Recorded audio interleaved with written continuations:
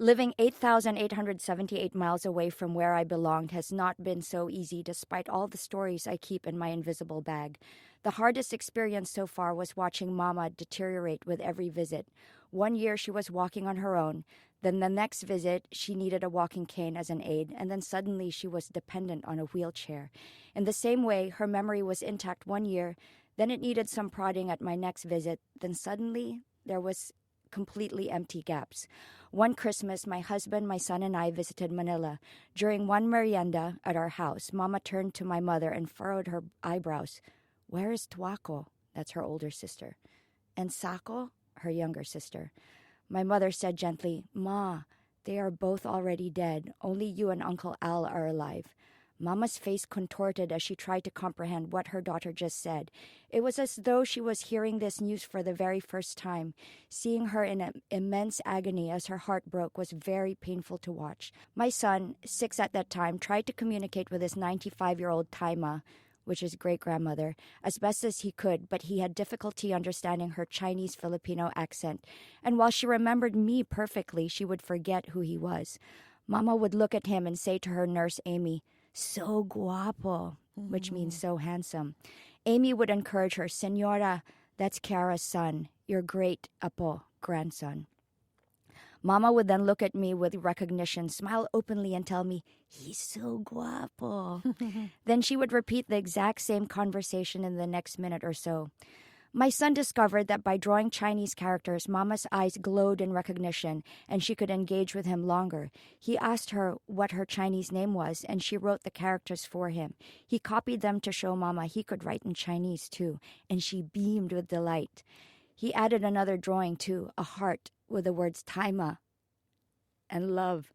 As Mama looked at him, she may not have understood everything he said, but her smile was full of love for him. When he handed her the drawings, Mama made sure not to crush them, as she and Amy slid them inside her bag. She wanted to bring the whole memory home. Afterwards, Mama looked my son in the eye and excitedly asked sweetly, "May I kiss you?" When he said yes, Mama was thrilled and planted a big red kiss on his cheek. It was her way of saying, "Thank you for this memory, and I love you." Perhaps she remembered who he was for a few minutes longer. The night before our flight back to South Carolina, we had a lovely family dinner at a Thai restaurant in a busy mall.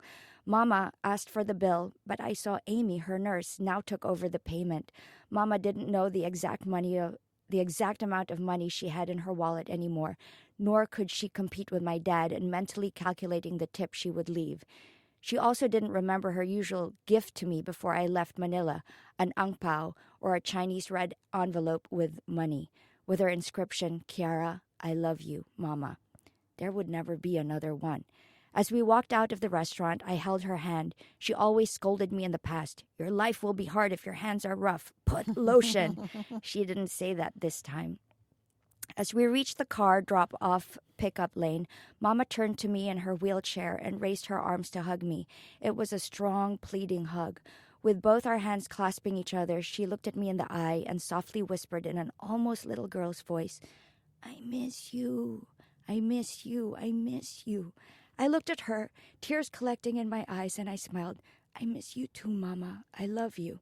As her nurses wheeled her to her van, she kept her eyes on me and kept repeating louder so I could hear her, "I miss you. I miss you. I miss you." She was pleading with me, trying to get her message across. I blew her a kiss. "I love you, Mama." That's when I saw tears in our matriarch's eyes as her nurses lifted her onto the van. While she could be so tough, here she was, soft as a lamb, offering me her heart. She kept her eyes on me, pleading for me to listen. "I miss you. I miss you. I miss you." As the nurses were bolting in her wheelchair, I heard her and understood at last. This was Mama's last goodbye. In between tears, I cried a little louder. "I love you, Mama. I miss you, too."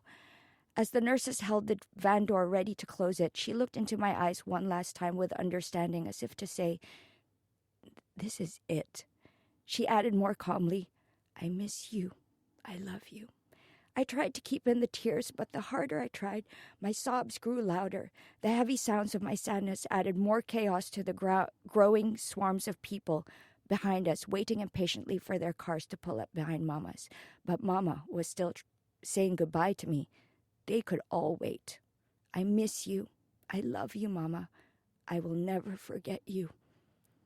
So I guess all my cultural events that I do, I guess, is to show her that I never forget her, So that's my story.